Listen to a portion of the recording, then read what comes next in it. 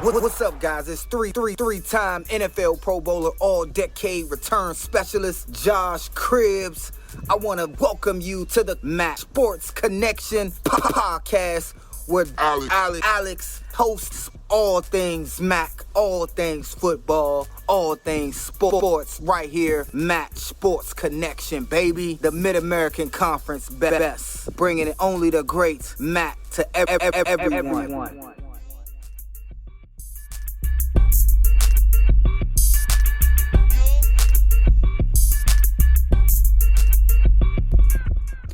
Welcome back, everyone, to the MSC Sports Connection podcast. I'm your host, Alex. Joining me, as always, it's Graham, and we are officially in week 2 of midweek MACtion, and boy, do we have a good slate ahead of us. Graham, welcome back.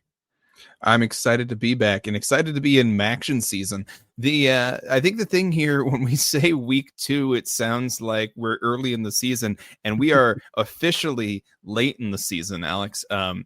Coming down to it, we have a handful of teams who are eliminated from MAC championship game contention. We have a team who was eliminated from a possible bowl game this week. So plenty of interesting results now as the season goes on. More and more teams are going to be having their dreams broken. And so it's an interesting time of year. Dreams broken, hopes shattered, everything dashed. And you're right. It's I think arguably the most fun time of year, especially now that we get these midweek games with some interesting results, with some zigzag back and forth late in the game. And I guess let's just get right into it. We saw a good slew of games for the first week of midweek MACtion, the first week of November. I want to start with Miami versus Ohio. Well, game of the week. Gotta love the game of the week. And this one lived up to the billing. Parker Navarro, Daquan Finn didn't do much in the first half. This was an incredibly defensive game for the first 30 minutes of the game. And then 3-3 at half. And then all of a sudden, we get to the end of the third quarter, then the fourth quarter, and that's when the offenses start lighting up. And those who stuck around were in for quite a treat. Yeah, it's funny. If you watch the game, the announcers talked about it. We started this game, and it was the defenses. And Ohio has had a decent defense all year, but not necessarily one of the units that we really talked about, because that's their calling card has been their offense. Mm-hmm. So to start the game and see that there's a defensive battle seemed like it was going to play right into Miami's hands. But you can't hold that Bobcat offense back for long, especially at Peden. And you're right. They came out in the third quarter, scored, and then really were off to the races in the fourth quarter. And I think for me, that's what I really loved. Both teams scored. We saw 28 points scored in the fourth quarter. So still a little bit more defensive here in the third quarter. 28 points. Scoreboard operator was probably saying, thank God I get to do something today. Because he finally got to press some updated scores. But the thing that impressed me, you talk about the Ohio defense. I think I was very impressed overall with just the effort that they had. Charlie Christopher, 6 solo tackles. He had 12 tackles on the night versus Corbin Hondrew. He had 17 tackles, 3 solo tackles on the night.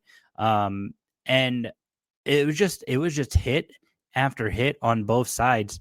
As a team, nobody really out-tackled the other. Miami had 1 more tackle than Ohio did on the night. But Ohio had a lot more solo tackles.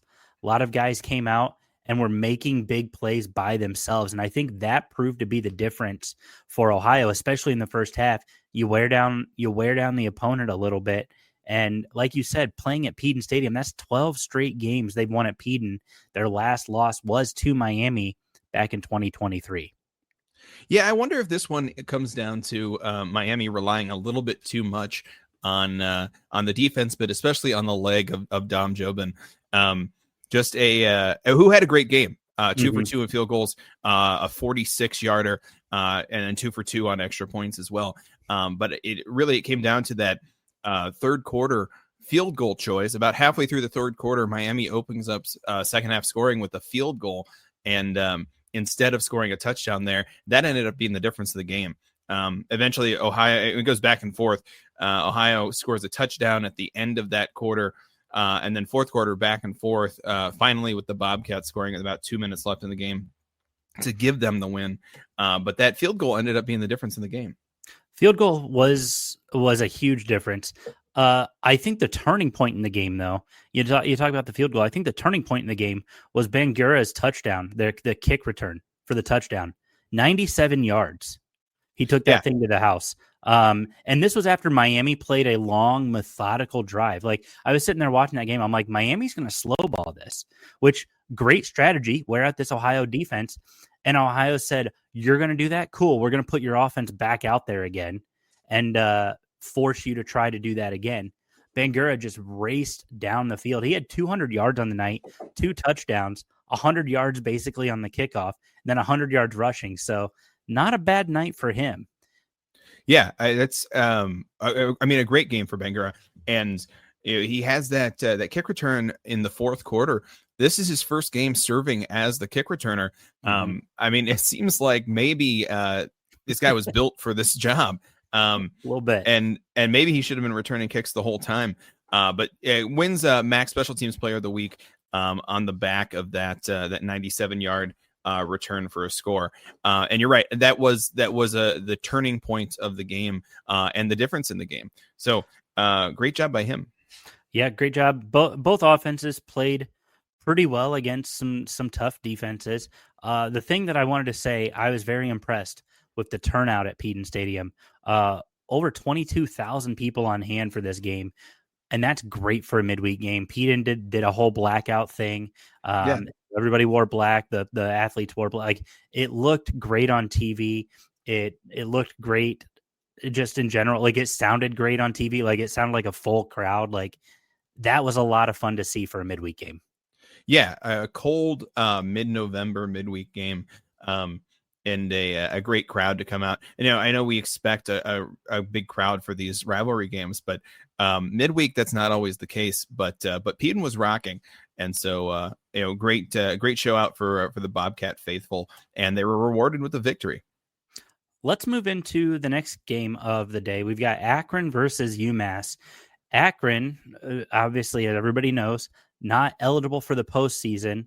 Still trying to compete as if they are eligible for the postseason. UMass, I think right now, just trying to get through their first season as a conference opponent. And boy, this was ugly right from the rip. We're just a couple minutes into this game.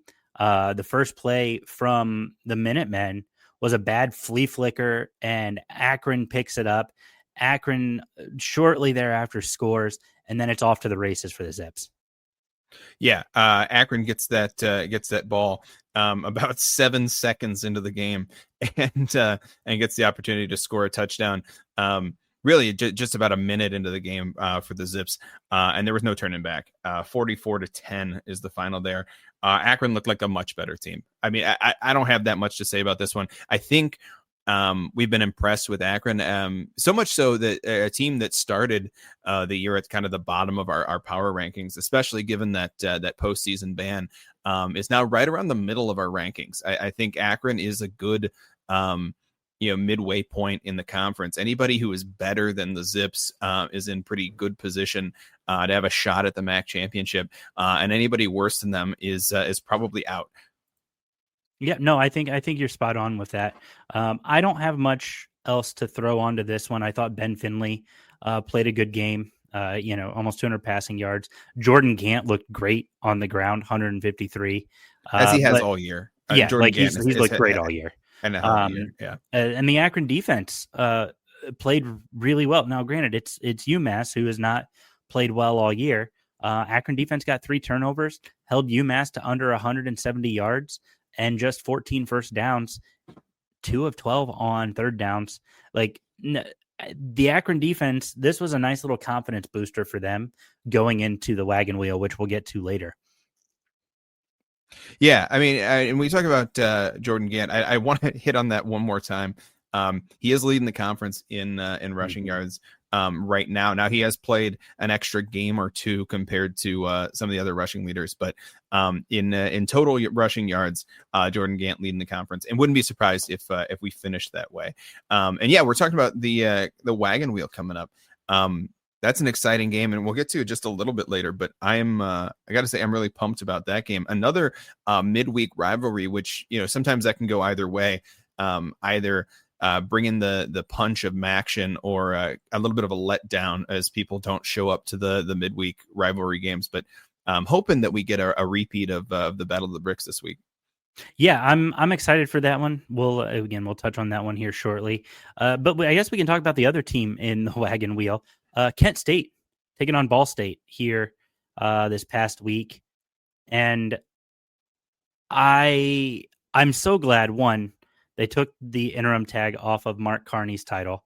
Super happy for him. I think that's very, very well earned.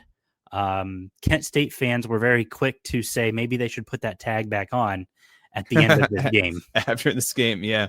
Well, we talked about that last week, how excited we were for Mark Carney. And maybe that excitement got a little bit the better of him.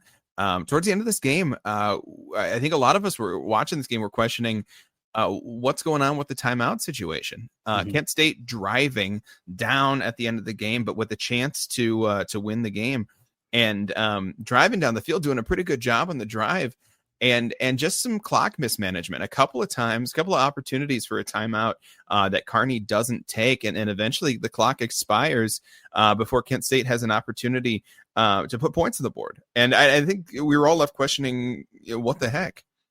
Yeah, I think I'm going to chalk this up to first-year head coach not having a good pulse on the game, on a close game that's winnable, where you don't need to rely on, it's a close game that's winnable and you're the team that's trailing, right? I think there's a certain pulse when it comes to college football. I thought he had his thumb on it as they were driving to close out and potentially win this game. And it seems like perhaps he had his pulse on part of it, but not all of it. I think it's fine. Kent State, you have all this year have punched far above the expectations that anybody, ourselves included, had for you this year. You're competitive in ball games throughout the Mid-American Conference.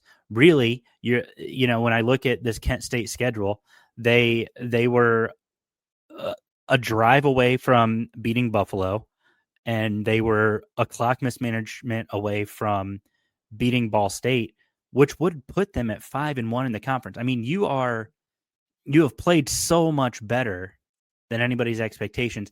I don't think you have much to worry about.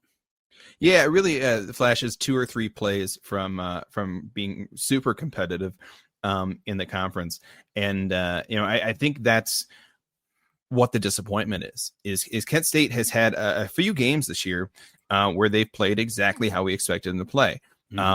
Getting blown out in a handful of games, but they blew out UMass, which hasn't been true of every team. I love how close the Kent State versus UMass and Akron against UMass scores were, because it's I think it bodes well for that Wagon Wheel game. But the blowout UMass, come back, get blown out by Toledo. Close game against Bowling Green, who had their own woes this season. A close win against Bowling Green, that is. And then this close loss to Ball State. So it hasn't all been gold for the Flashes.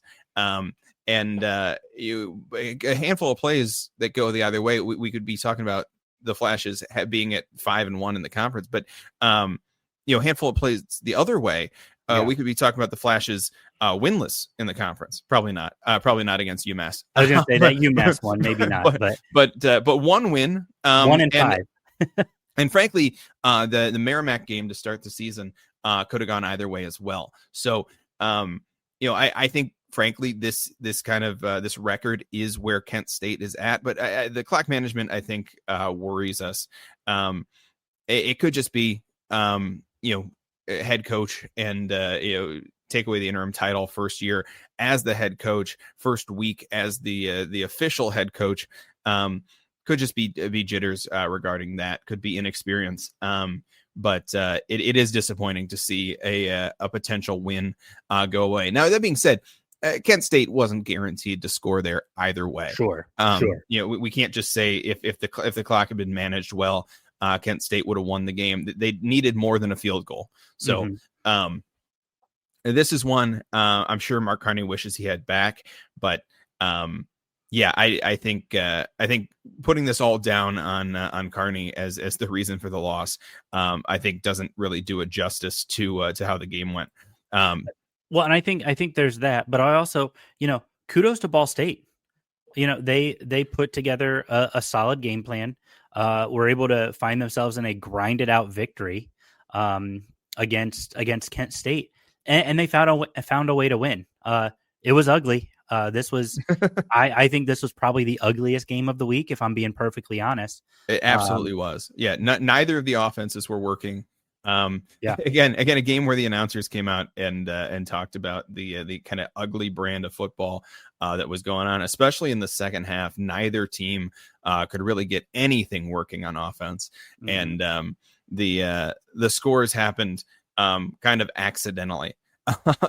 Again, another reason that maybe this one doesn't come down to just poor clock management. No, for sure. But really, hats off to Ball State.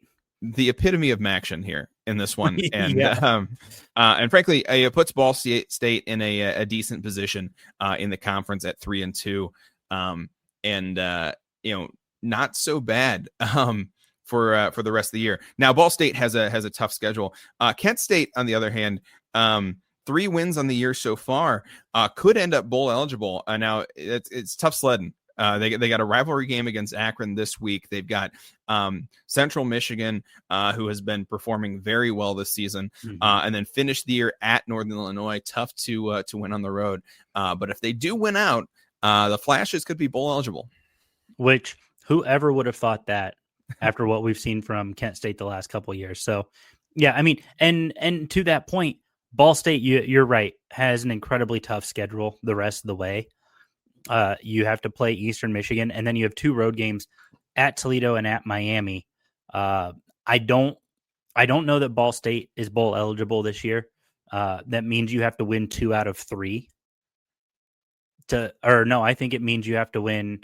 Ball State's 2 out of 3. Right, they win 2 out of 3. Yeah, 2 out of 3 to get bowl eligible.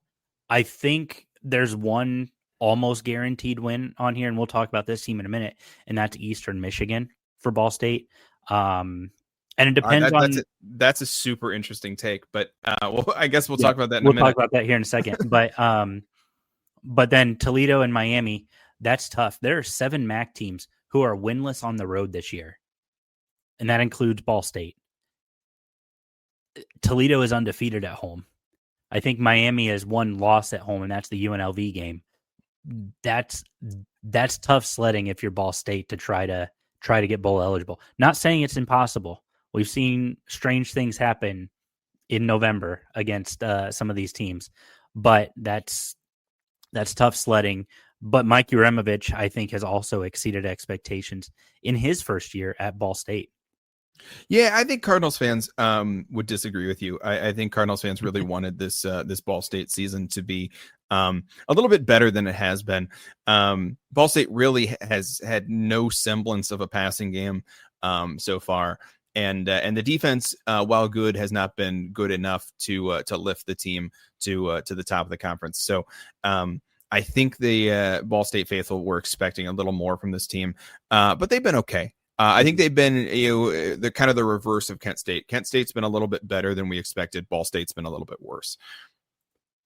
Nope, that's completely fair. You're right. Ball State sits 12th out of 13 in passing yards per game. Not where you want to be when you're trying to win games. But again, first year coach, we'll see where Ball State goes next year. Let's talk about this last game of the week. And this one, I remember texting you on Saturday about how ugly, this one, if Ball State Kent State wasn't the ugliest game, I think this one probably equally as ugly. Bowling Green versus I don't know. Eastern Michigan. I don't know that this one was equally as ugly, Alex. I think it had ugly moments. Fair. But it didn't have the quite the stench of the the Kent State Ball State game. That's not fair to the Kent State Ball State game. It was an exciting game to watch, but it was not super highly organized football. This one also not super highly organized football, but Eastern Michigan looked like they had something going. That it wasn't true of the whole time, but the weather played a factor in this one. It was the winds were crazy. It was raining at points. It was cold. It was not a great game. And Eastern Michigan's offense relies so much on the passing attack. Noah Kim still got 210 yards through the air and a touchdown. So not a terrible game, but not what Eastern Michigan has come to expect from their offense. So I'm happy with what the Eagles put up here. I think Eastern Michigan did the job at home, and really they look like the better team. This one finished 21-27, which I think is closer than the game felt most of the time. No, and I think that's the key right here. This game felt a lot closer than it was. Eastern Michigan, I think, did look like the better team, kind of top to bottom. I know Bowling Green had a 14-10 lead at halftime, but Eastern Michigan came out in the second half, and Noah Kim just slinging the rock, man. I've been impressed with him all year long. He's just been able to find his targets. I mean, Eastern's got one of the better passing offenses in the conference right now, and they played better football when they needed to. Obviously they kicked that field goal to kind of force BG into a bad situation at the end of the game with about a minute to go. But they entered the fourth quarter and they had a 10-point lead with about 10 minutes to go. Eastern Michigan was in control of this game. Bowling Green, you got to find an offense. Now, in fairness to Bowling Green, they've played 4 different quarterbacks this year, I think. Maybe 3. Drew Pine has not panned out the way I think Falcon faithful were hoping he was going to. But Austin Denty, I think you might have found a running back if you're Bowling Green. He's a freshman. He transferred in from, I believe, from Missouri. And I think you might have your guy. 113 yards, 2 scores on 21 carries. I don't think that's a bad day from him at all, especially with an offense that couldn't really get much going through the air. Yeah. I mean, this Bowling Green offense has been pretty lackluster all year. They are the bottom of the conference, bottom 5 in the conference, both in terms of scoring offenses and also in terms of total yards on offense. So not a great offensive year for Bowling Green. A better, but still not great defensive year for Bowling Green. So not a ton going on for this team, but nice to see them find a little bit of success, at least in the first half here. As I said, the weather in this game was not great, and it wasn't a great game for passing. So it was nice to see Eastern find some of it. But I also think that's the reason Bowling Green did so well on the ground, is because they were pretty much reduced to having to run the ball. No, and that's completely fair. Now, I do want to say something for Eastern faithful. I know I saw a couple of you chatting online about, hey, if we get to 5-7, like depending on how things shake out, we could get invited to a bowl. Right now, Eastern Michigan sits at 55 in the APR. The way a 5-7 team, for those who don't know, can go to a bowl game is if there aren't enough 6-6 teams to fill a bowl game. It's teams who are 5-7 with the highest academic progress rate. So sorry, Akron, you're not getting invited. And they are invited to fill remaining bowl spots. So Eastern Michigan, according to the most recent one, you currently sit at 55 in the country. So I'm not saying it's impossible. I'm sure that there are other teams who will likely get a nod over you, especially if if it does come down to a 5-7, but I guess never say never. Well, yeah, I mean, we need to look at the records of the teams ahead of Eastern there. Some of those teams are going to be, have more than 6 wins. And some of those teams are going to have less than 5. So that might put Eastern in a pretty decent spot in terms of getting in. That does mean a win over Western Michigan, though. It's a long shot to get in at 5-7, regardless of academic progress rate. And it would be tough for Eastern to get to 5-7. So Yes. Good luck to the Eagles, but they are in a tough position. So not to say it's impossible, but maybe don't get your hopes up, Eastern fans. Yeah, absolutely. I just wanted to give a quick shout out. We had a couple fall championships wrap up. Western Michigan women's soccer officially beat Bowling Green 1-0 in the MAC tournament championship. They actually won their third straight regular season title, and they're going to be taking on Wisconsin in the first round of the NCAA tournament. Shout out to them. They have been such a dominant force in the Mid-American Conference in women's soccer lately. So hats off to Western Michigan and their program. But then on one of my other favorite sports, Miami field hockey. They go back to the NCAA tournament. This is their 8th straight MAC tournament championship, which is impressive. Now, what's interesting about this, they took on UMass. They needed overtime to beat UMass in the MAC tournament finals. UMass was a Final Four team last year in the NCAA Women's Field Hockey Championship. So, one, I think that looks really great for the MAC to have them, to have that competitiveness come into the conference. But two, it shows just how much of a powerhouse Miami has been in field hockey, that you're playing a high-level team who was highly regarded in the country, and you're taking them down in the championship. So hats off to Miami as well. Absolutely. And if you're trying to check out any of these MAC sports games, a great way to do it is through the Varsity app, Alex.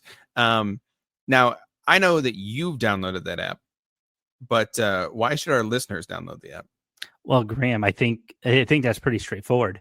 If you download the Varsity app, first off, it's free. Who doesn't love a free app, right?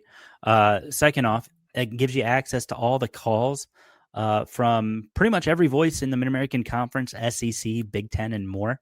So you're going to be able to listen in on games as they're being called day of. But it also gives you access to a bunch of great podcasts, such as yours truly, the MAC Sports Connection, the Sickos Committee podcast, Group of Five Guys podcast, and dozens of other school-affiliated and unaffiliated podcasts all over the country. Great shows all around. Again, did I mention it's free, Graham? I think that's a really important part. So make sure you guys download that today. Again, free in the Apple App Store, Google Play Store, and start listening to the calls and podcasts that bring your schools and conferences to life. Alex has always got an eye in your wallet.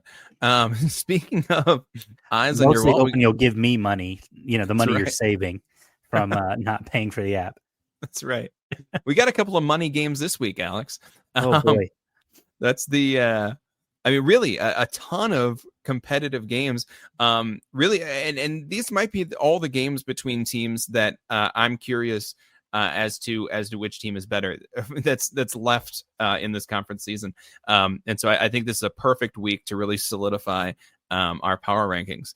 On Tuesday night, that's and as of listening to this, you'll probably have already seen this game. But on Tuesday night, we get to see Ohio take on Western Michigan. Ohio takes on Miami last week and wins that game to really, in my mind, cement themselves as the top team in the conference. But Western Michigan has an opportunity to say not so fast there. They're sitting at 4-1 in the conference, and really both of these teams have the opportunity to pave their way to the MAC championship with this game. The toughest test of the rest of the schedule for both of these teams, and this should be a fun one to watch in Kalamazoo at 8:00 on ESPN2 on Tuesday night. Yeah, this game is one that I wish we could go up to. because this one's going to have a lot of excitement to it. Western Michigan favored by 1.5, and I think that's part of that home field goal we always talk about. This one's going to be a good one. I think the Ohio offense, they're going to come out a little bit hot. Western Michigan's defense has proven that they're pretty legitimate this year. So this is going to be a fun contest, and I'm really looking forward to seeing this one. I don't know who I'm picking in this one yet. Like this one feels very coin tossy. You'll have to check out the our weekly pick'em to see where our picks are in this one. This one's going to be a super close game. I think this one might come down to weather. As much as I like to call these games based on home field advantage when they're this close, I think this one comes down to weather and which offense can weather that weather. Also on Tuesday night, Alex, you're talking about traveling. You get to travel. Not a ton of travel for me as I'm heading right down the road, and we're going to check out this game in person at Akron at Infocision Stadium. We're going to watch the Wagon Wheel game, Kent State versus Akron. If you want to watch that one, why don't you come to the stadium and see us? But if not, you can check it out 7:30 ESPNU on Tuesday night. Yeah, I love this one. You and I have gone to this game now, every year since 2021, pretty much. I don't think we went last year. No, but we've been to a ton of these Wagon Wheel games, and they're so fun. It's a ton of fun. Both of these teams often in a position where they're not really competing for postseason accolades. They might be out of bowl contention by the time this game comes around. They might be out of MAC championship contention by the time this game comes around. So often this game is just about pride, and this is the season salvation that these teams look for. And I think the Wagon Wheel is a ton of fun. It's a great rivalry. These teams are so close, and it's a really cool. And we love to talk about the Wagon Wheel story. We know it's all nonsense. It's not true, but it's a great legend about the discovery of John Buchtel's Wagon Wheel in the swamps of Kent State. So a fun legend there, and I'm excited about this one, Alex. Akron favored in this one by 5.5, and that feels right. I think Akron has been the better team this year. They also have the home field advantage, but we'll see. I mean, in a rivalry game, anything can happen, and Kent has had some lucky streaks this year, so we'll see if the Flashes can continue that. I think this is the first time I've been excited for this game because I knew it was going to be a competitive game. You and I were there back in 21 when Kent State blew out Akron. It was like 38-0, 36-0, something like that. So you and I were there for that. We've seen a couple competitive games that we weren't expecting to be competitive. I'm expecting this one to be competitive this year, and I think that's what has me super amped up. I'd invite any of you who are going to be there, come say hi to us or let us know on Twitter or Instagram, whatever, that you're going to be there. You're going to be hearing this episode after the game. So yeah, we'll say hi to you from here to the past you, I guess. Yeah, hopefully we said hi to you at the game. Yeah. But you're not going to hear this in time to hear this message. But hopefully we sent out a message on social media that you saw, and you came and said hi. And because we would love to see any of the MSC faithful at this game. Really, Infocision so often doesn't have a crowd. It'd be great to see a nice crowd at Infocision for this midweek rivalry. Akron trying to win this game 3 times in a row for the first time since 2015 to 2018 when they won it 4 in a row. So we'll see. Should be a good one. I think purely rivalry. Gosh, there's so many good games this week. I almost want to say because it's the rivalry, it's the game of the week. But then you look at the Wednesday slate, Graham. We've got some great contests on Wednesday, starting with Buffalo at Central Michigan. And that's at 7 o'clock on the CBS Sports Network. That's at Kelly Short Stadium up in Mount Pleasant. Central Michigan favored by 1.5. Yeah, for my power rankings, I have these two back to back, and really these two operate very much in the same space in my mind. I have no idea which of these teams is better. So I love this game as a proving ground for that. Buffalo has at times looked like one of the weakest teams in the conference this year, and at other times looked like one of the strongest, whereas Central Michigan has been quietly plodding away right around that fourth or fifth best team in the conference all year. So I think this is a really interesting game for that reason. As you said, CMU favored by 1.5, which normally that would be a 2.5 point favorite at home. So the odds makers seem to think that Buffalo is the slightly better team here. This is a tough one to pick. Again, check out our weekly pick'em if you want to see our picks in this one. But this is going to be a super exciting game. I expect it to be very close. I think weather is going to play a big factor. Again, we're talking about Michigan in November, so that can be a tough environment to play in. The weather is projected to be 39 degrees, a brisk 39. So we'll see if students come out to this one. But I expect this to be a ground and pound kind of game, and Buffalo I think has an advantage in that game. But we'll see how this one goes. Yeah, that one's going to be really interesting. I like, if you haven't been to Kelly Shorts, folks, get up to Kelly Shorts. It's a cool stadium. I think it's officially capacity wise the biggest stadium in the MAC. I think it officially seats 30,000. So you guys definitely want to get up there, check that out. Moving on, Northern Illinois in their final season in the Mid-American Conference, taking on UMass, traveling up to Amherst. Northern Illinois favored by 10.5. And that doesn't necessarily surprise me. It's the over-under that surprises me. Northern Illinois' offense has not scored 21 points, more than 21 points all year. Right, and the over-under is at 42.5 in this one. So we're expecting UMass to make up that difference, and that doesn't seem likely. So not against the NIU defense. It'll be interesting in this one. A 7:00 game in Amherst. Again, another weather game that I'm not super confident that either of these offenses will be really rolling. Fun to make Northern Illinois get a little bit of travel in before they leave the conference, but this one I have no problem picking. I think this is a Huskies win. I think this is a Husky win. I think what's interesting, you mentioned the travel aspect. This is closer for Northern Illinois than their next closest conference opponent will be when they move to the Mountain West. So give them a little bit of taste of what next year might be like. That being said, Northern Illinois will still host home games in the Mountain West. So they won't travel for every single game. They will not. They will not. Just about half of them. Our final game on Wednesday on ESPN2, 7:00. Another matchup of top conference teams. This one I think is interesting because, as you mentioned, we've had huge home road splits in the MAC this year.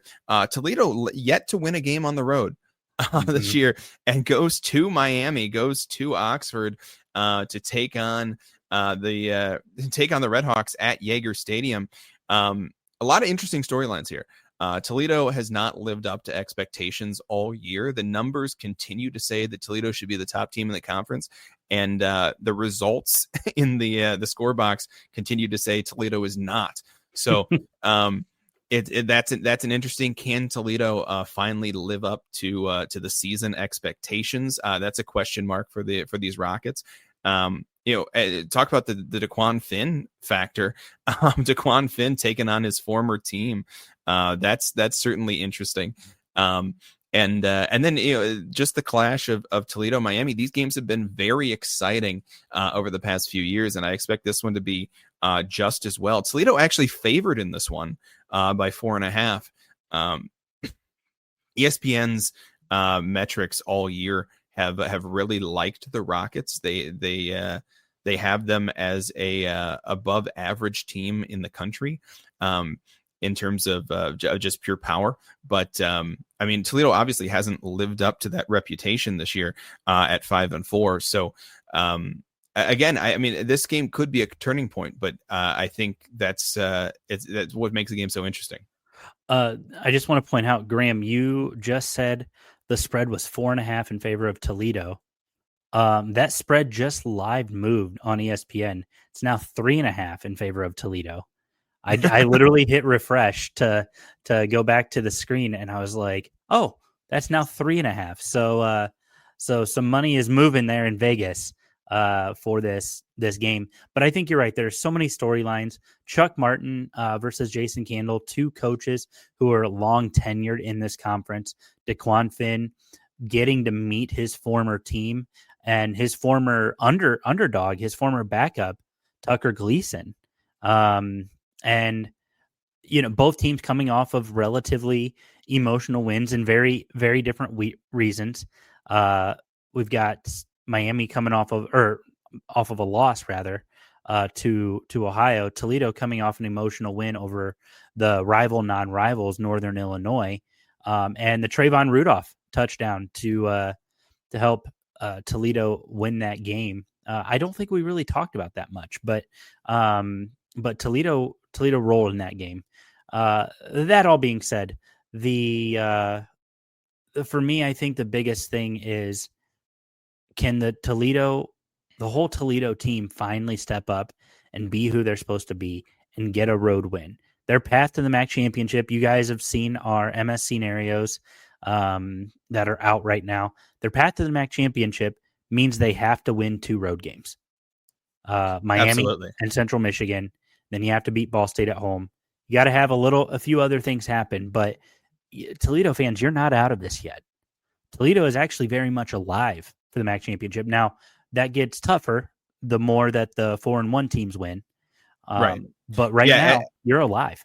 As of this recording, somebody could go to the MAC championship at 5-3 in the conference, but very tough. I would say, in my mind, there's about a 5% chance that one of the teams going to the MAC championship is 5-3. I think it's far more likely that team has at least 6 wins. So, and so for that to happen, the Rockets would need to win out here. And like you said, a couple of tough games left for Toledo this season. So we'll see. We'll see where this goes. This is an opportunity for Miami to say that despite the loss to their rival last week, they still deserve to be thought of as the top team in the conference. Similar to what we talked about in that Ohio Western Michigan game.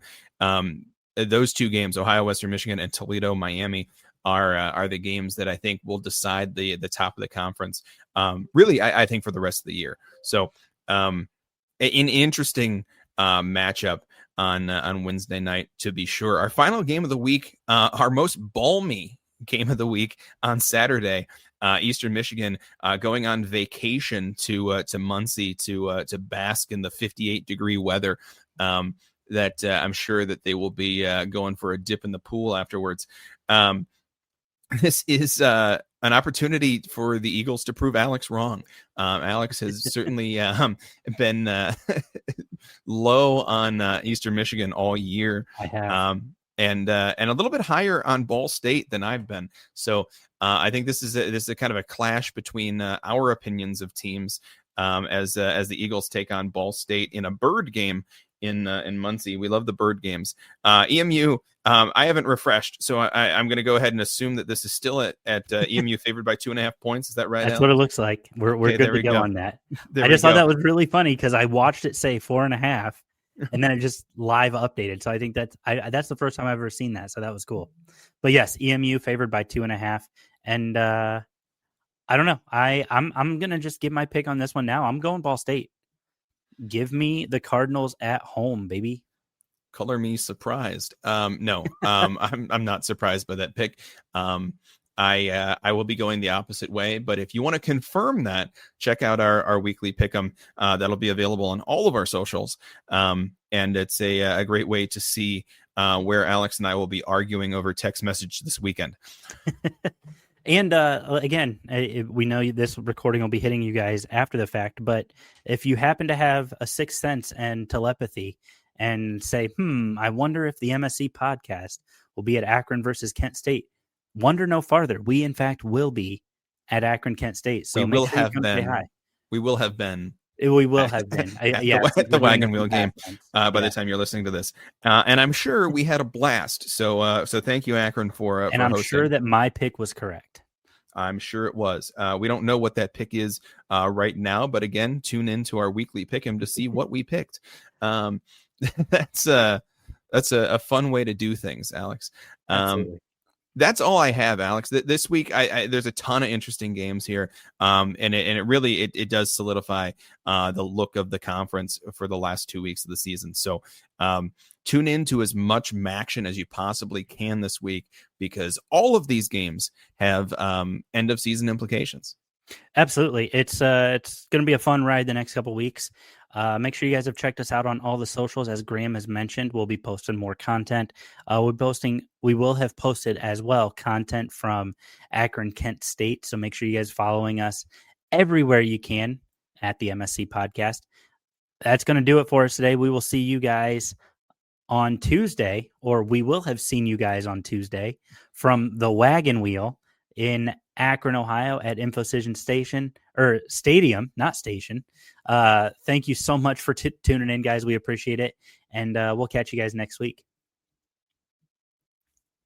At Arizona State University, we've made online education better, smarter, and more personalized so you can go further in your aspiring field. I decided to pursue medicine once I realized that ASU did have the online program for biological sciences. You're still required to learn the same curriculum. You're still being tested on the same content that anyone would be tested on in person. The comprehensiveness of the program prepared me so well for medical school.